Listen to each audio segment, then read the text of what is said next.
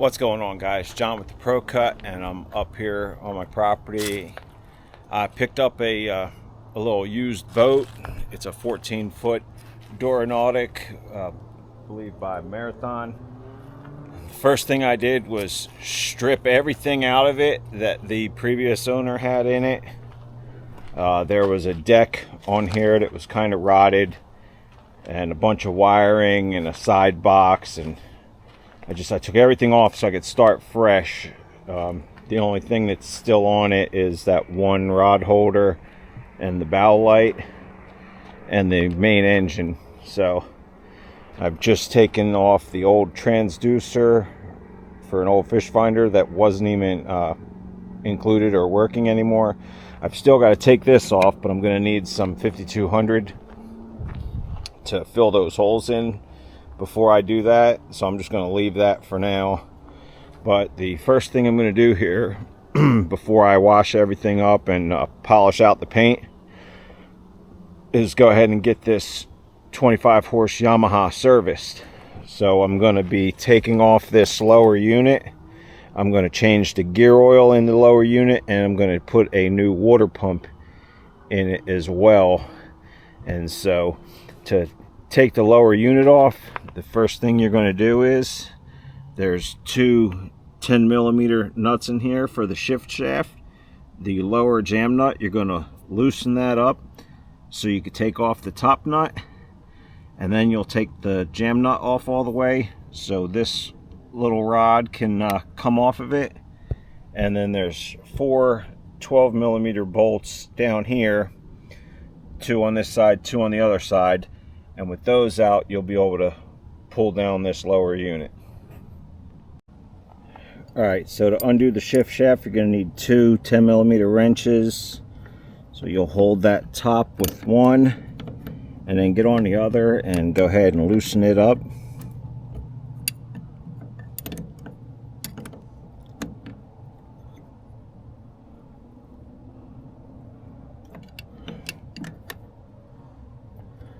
Okay, that would appear to be a bit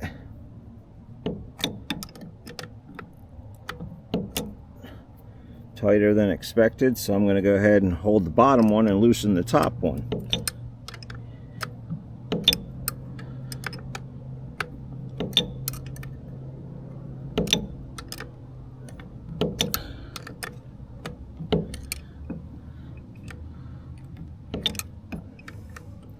The top one appears to be loosening just fine. The bottom one was already pretty much all the way at the bottom of the thread, so it couldn't go any further.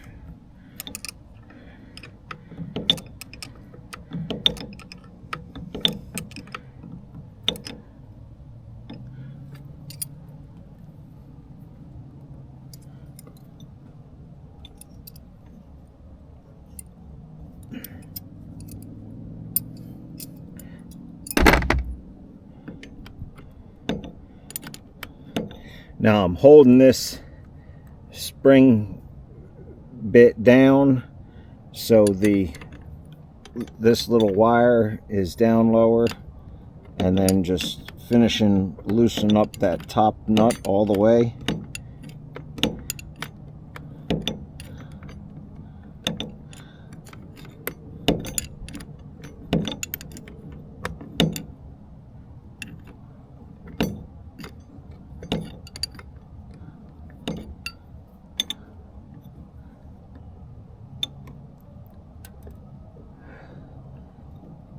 It's fairly loose, so I can get up here with my finger and turn it a little bit more. Now I've got the engine in neutral.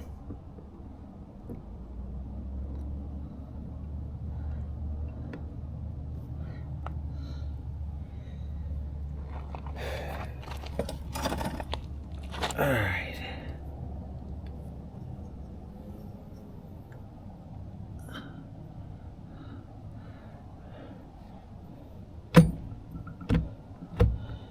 Looks like it needs to be put in reverse to be able to get this thing all the way off.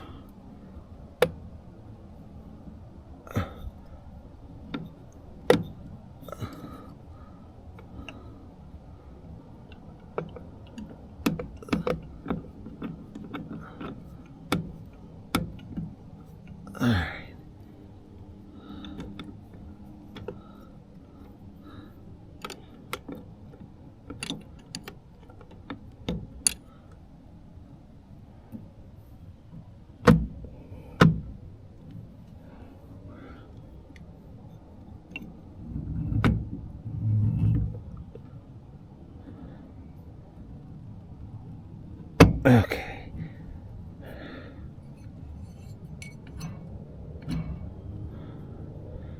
And now with the top one disconnected, now you get to loosen this bottom nut,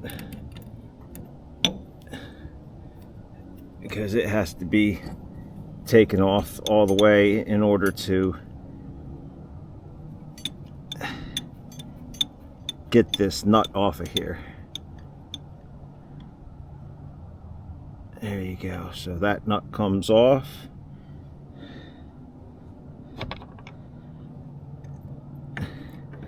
Now you can go ahead and take out the 4 12 mils and drop the lower unit down.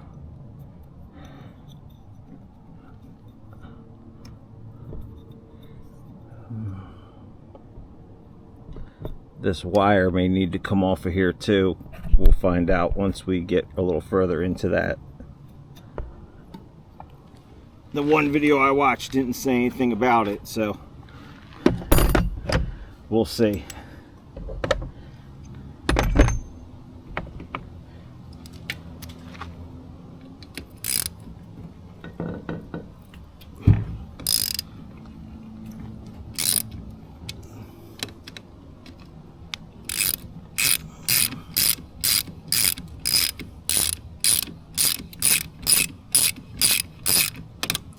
Now the paint is a little chipped on these nuts, so I can tell that this lower unit has been off before.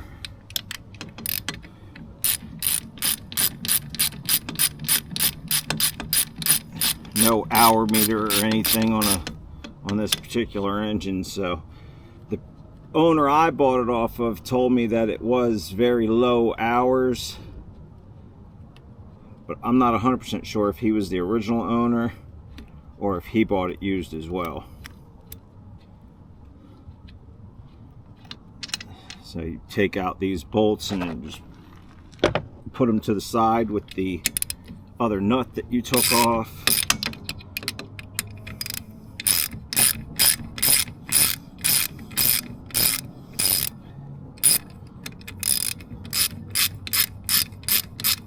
So I'm doing the water pump or impeller before the gear lube. I'll change out the gear oil after I put the lower unit back on. Alright, now there's 2 on the other side.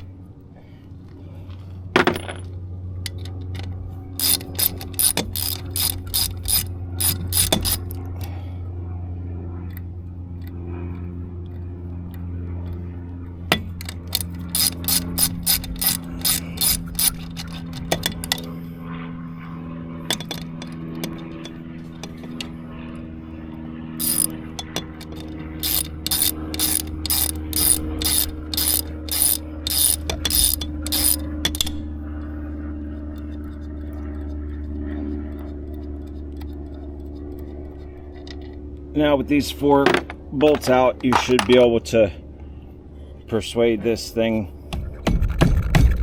to come out of there.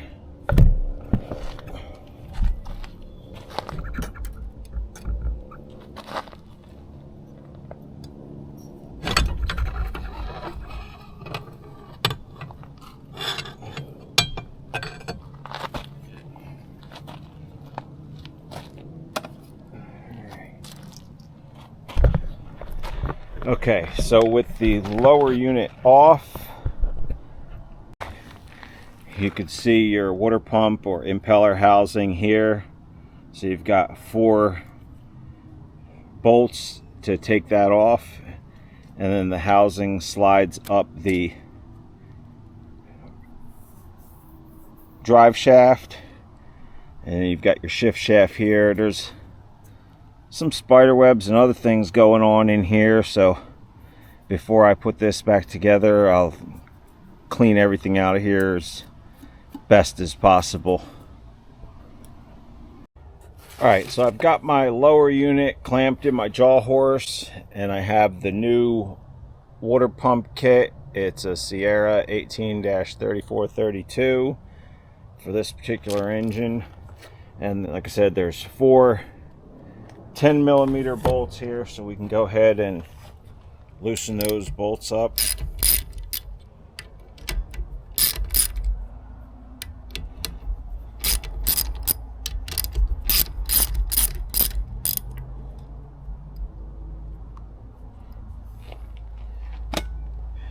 I mean, you don't have to have a jaw horse to do this, but it just makes it a little easier, and since I have one, I'm using it.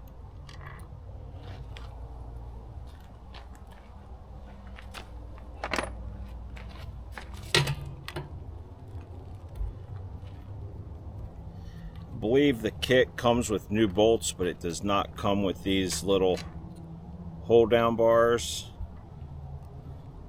At any rate, just put all this stuff to the side where you've got the rest of your bolts.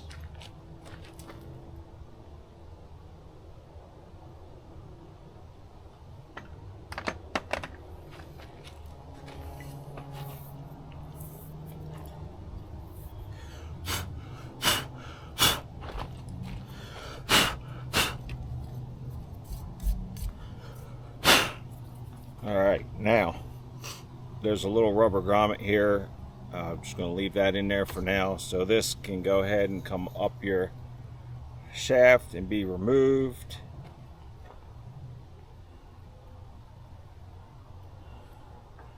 And then you've got the cup, which can come up the shaft and be removed.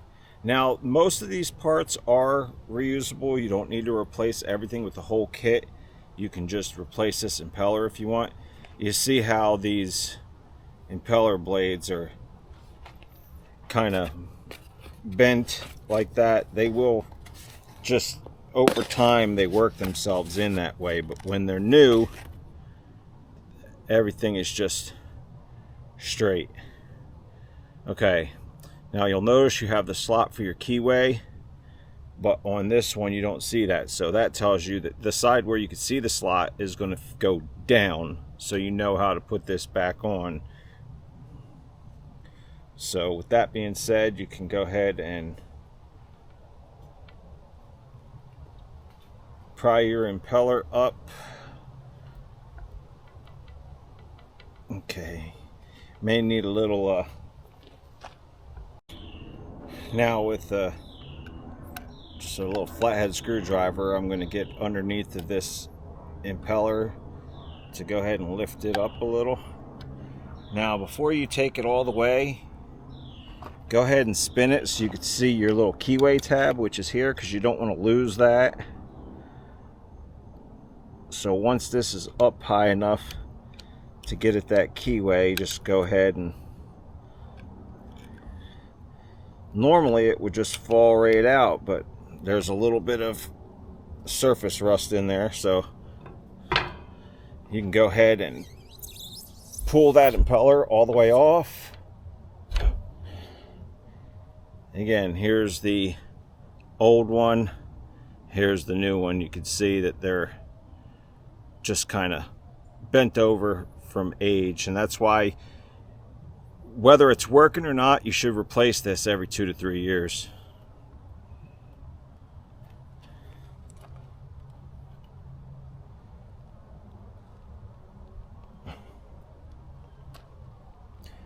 All right, let me get a paper towel.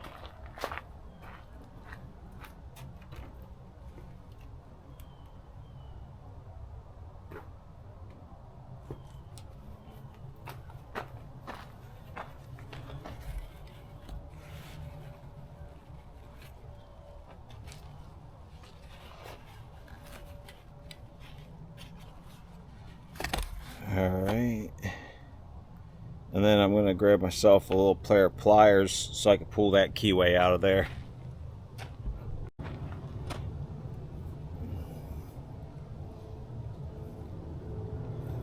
Man.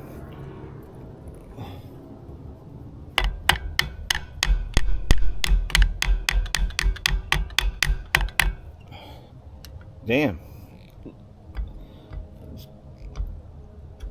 It's a little bit of surface rust in there. Does quite a number holding on to that. Okay, so just keep that keyway safe, put it to the side with the rest of your stuff. And then the base plate you could pull off.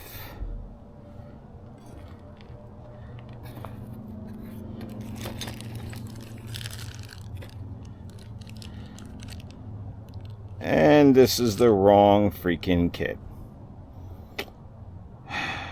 You know, you take the time to freaking take the part number off the motor with you and everything so you can get the stuff you need, and they still don't give you the right stuff. So now I gotta return this. Alright, we'll try again tomorrow. Alright, so now we're out here to try this again. Let's see if me and Amazon can do better than a Yamaha dealer with the rebuild kit for my impeller here.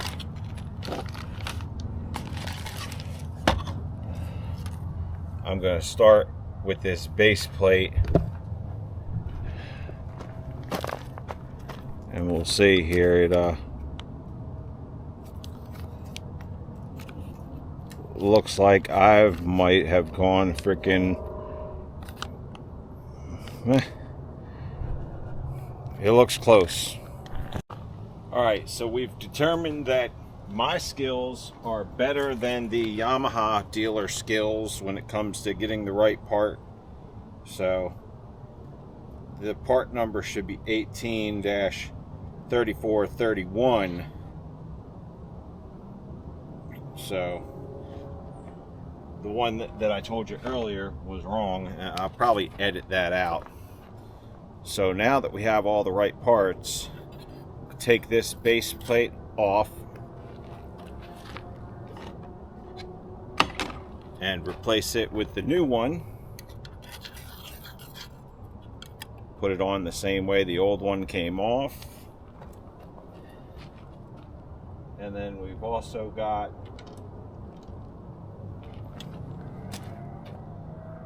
a new set key, so that can go in there. And then there's still a little bit of surface rust in there, so I'm just going to use my pliers just to make sure that that key is set in all the way.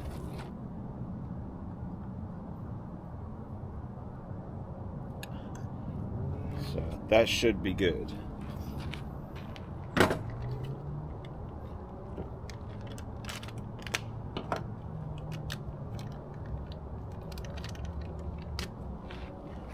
Then we've got our new impeller.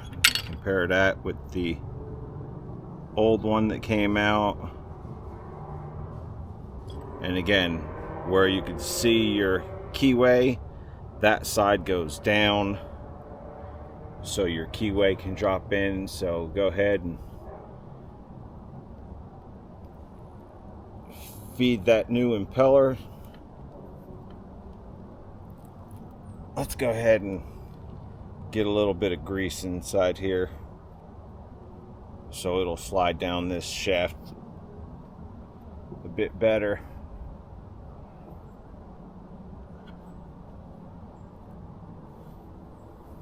Alright, so that slides right down there, and then you want to make sure your keyway is lined up, and then that shaft can drop right down onto there. And then I've put my new cup in the upper housing, new O-ring. I went ahead and put a little bit of grease on there because it'll help seat this. So now you can take and put this back over top of your shaft, and make sure your rubber grommet is in here for the tube inside the engine. So go ahead and drop that down. Let's try this again because I just screwed up the little O-ring deal. So I'm just going to work this in by hand. There we go.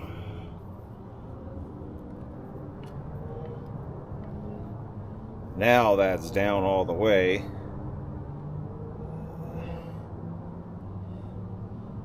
So we got to make sure that when we put our cap on,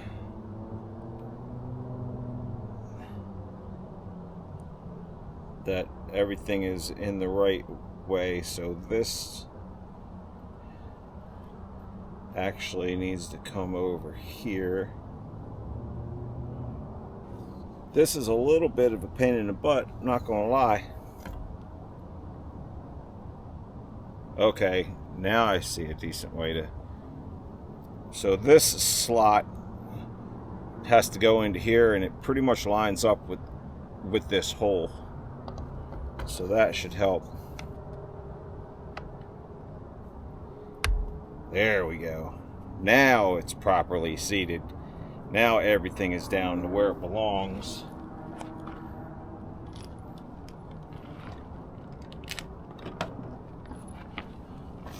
So these hold down plates you're going to reuse.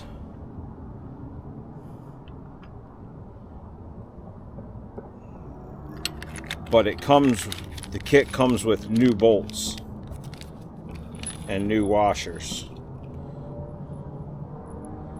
So I'm going to go ahead and use the new stuff and just hold it up to the originals.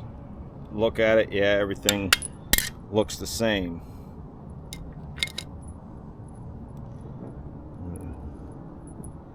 Put my washers on. As is with everything I do, I always start my nuts and bolts and screws and stuff by hand, because you want to make sure you're not cross-threading anything.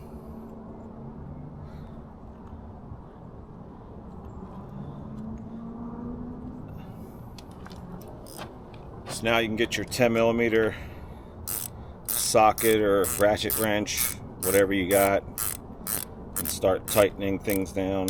And this wrench is a little too big. Let me get my socket.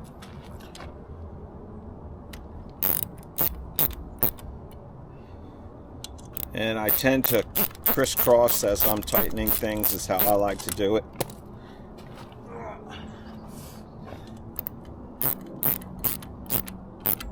Just get it snug, not super tight.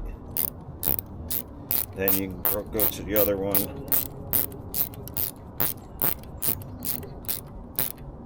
And again, just snug.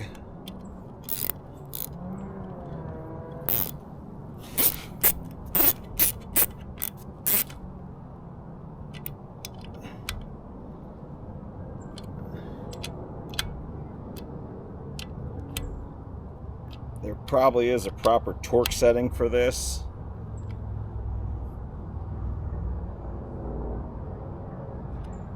Which I don't have, but I'm using 1/4" drive. And just getting it pretty snug. Not really cranking down on it, because this is just aluminum you're working with. So that's what I've got done for that. Now I can go ahead and put this lower unit back on the engine, and then the next thing we're going to do is the gear loop. So here's that part number for the actual kit that works for a 25 horse Yamaha 2-stroke outboard, also 20 horse.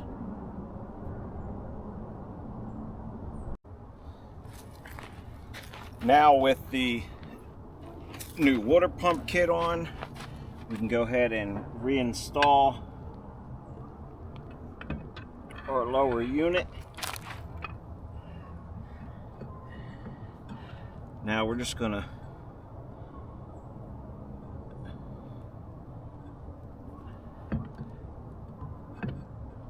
wiggle this into place.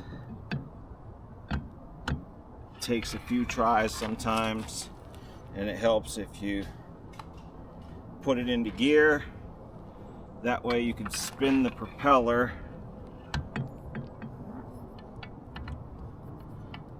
so you can get the splines to meet up. There we go. So now that that's where it needs to be, you can go ahead and get your bolts. Again, these are 12 millimeter. So go ahead and get it hand started.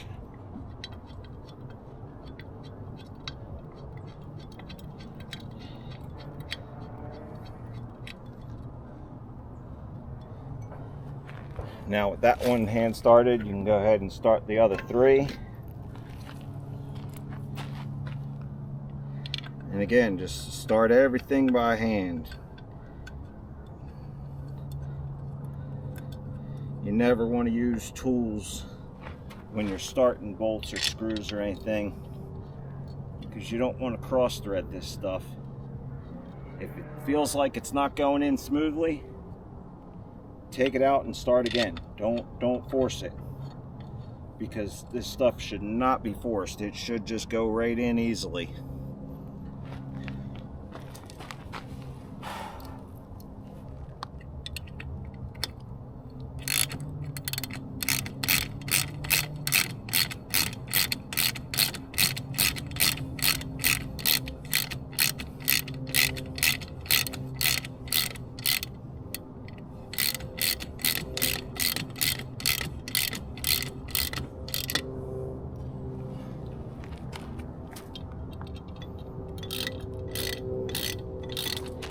And then, like most things, I tend to crisscross when I'm putting my bolts and stuff in,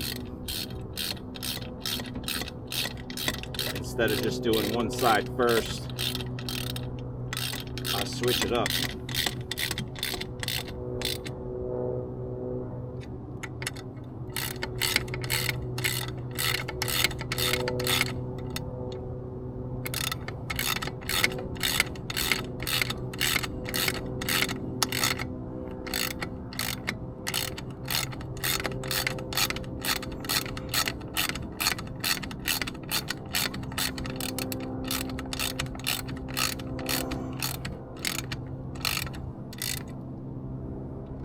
Just snug it up. You're not wanting to get it super tight right away. You're just snugging them all up at first.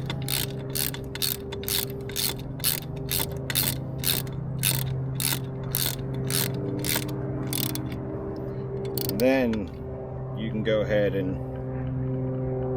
apply a little bit of torque.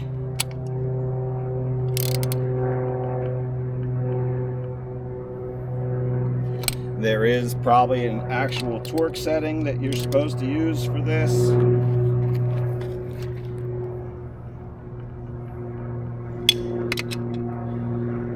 So take my directions with a grain of salt. I'm not responsible for you tearing up something or not tightening something tight enough. Just giving you a general idea of how to work on your stuff. I'm not a mechanic. I am a very proficient part swapper with a pretty good feel for how tight some things need to be. So now with the lower unit back in place, we've got to hook our shift linkage back up. And so that's down right now, and so down is in reverse.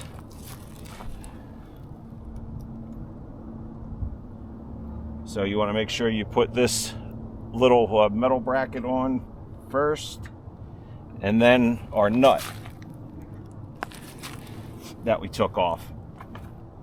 And you're going to need to put that nut screwed all the way down into place.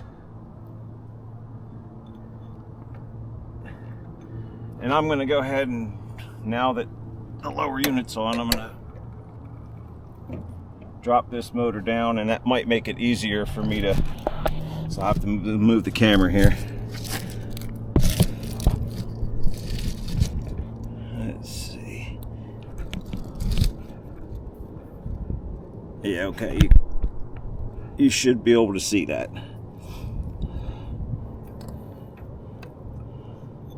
So first things first, put that wire on, and then go ahead and get your nut in there. It's a little fiddly to get on there, but you do have enough room. And then go ahead and tighten that all the way down. Okay. Now put the engine into reverse, and it'll bring that other nut down onto there. And I'm going to need to go grab a 10mm wrench. Now with my 10mm wrench, I can start getting these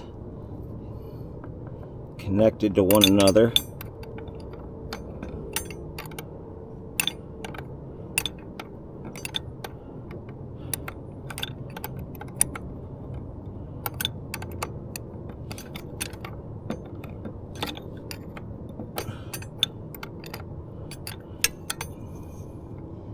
Yeah, it's started now.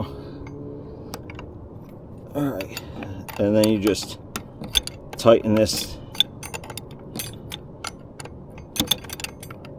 pretty much all the way.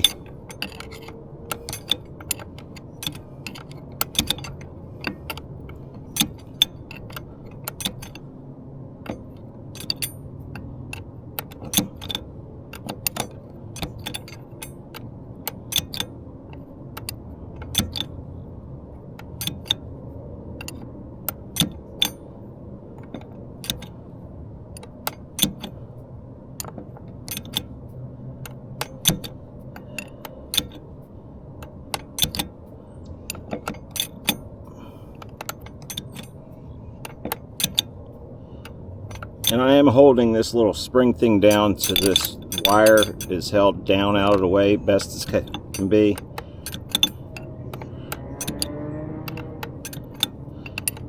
And then once you get that pretty much all the way down, then you can get your second wrench in there and bring that jam nut up onto it.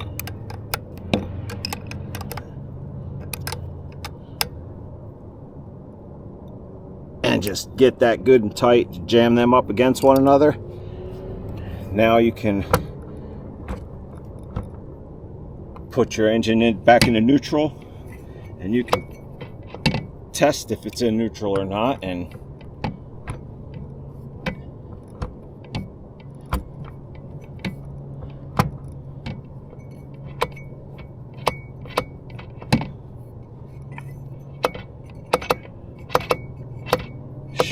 should be in neutral. Okay, it only spins one direction in neutral.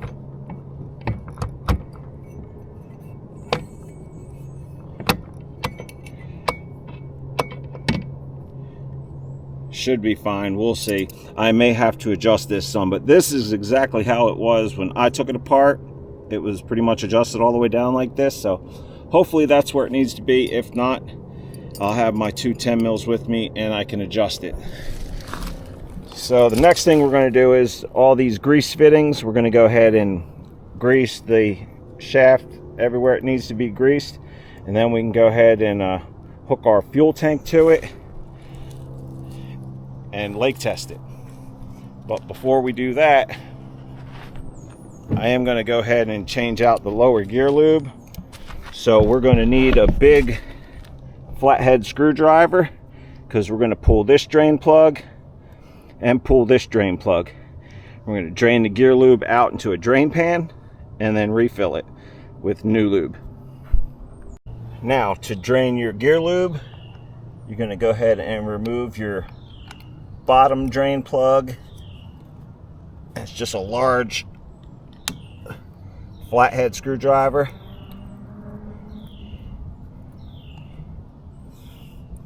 Break it loose and let her drain. Now you'll notice it's not going to come out super fast. That's because this is fairly thick. But when you crack open this top drain, it's going to come out much faster. There we go. Because it's going to let the air in from the top. And it'll drain down. Now that gear lube looked pretty good. But it's always a good idea to change it out, look at it, make sure there's no metal shavings in it. It looks pretty nice and clear and good. While that's draining, I'll go get the new gear lube and a couple paper towels. Now with all the old gear lube drained out, you can get your gear lube, and we're using a high performance gear lube. It's SAE 90 Marine. And then just going to kind of line this up in here. Well, maybe that ain't going to freaking work. Let me try a different tactic here. So generally what I'm used to is putting the gear oil in from the bottom via a pump. And I got to get this camera to where it's going to stay here. But I don't have the pump for this gear lube, so we're going to do it a different way. So I've put the bottom drain plug in, and then I'm going to put the gear lube in through the top drain plug. And I know it's, according to the book, slightly over 300 milliliters. So I should be able to just put this in. And it's just going to be a huge problem no matter what I try to do. Okay. This sucks. Let me go find my pump. So I got my pump, but I really couldn't film it. So I put most of the gear oil in through the bottom, and then it drains out the top. And then I set the motor vertical with the bottom drain plug in. I took the top one back out. I pumped more oil into the top and then let it drain out. And then I put that drain plug back in. And again, I did that with the engine vertical, not tipped up like this. So now it's tipped back up. I went ahead and greased this fitting here, which puts grease in the steering shaft. And I'm trying to find a grease fitting for up here, but I don't see one as of yet. So next up, we'll go get some fuel and we'll run this thing.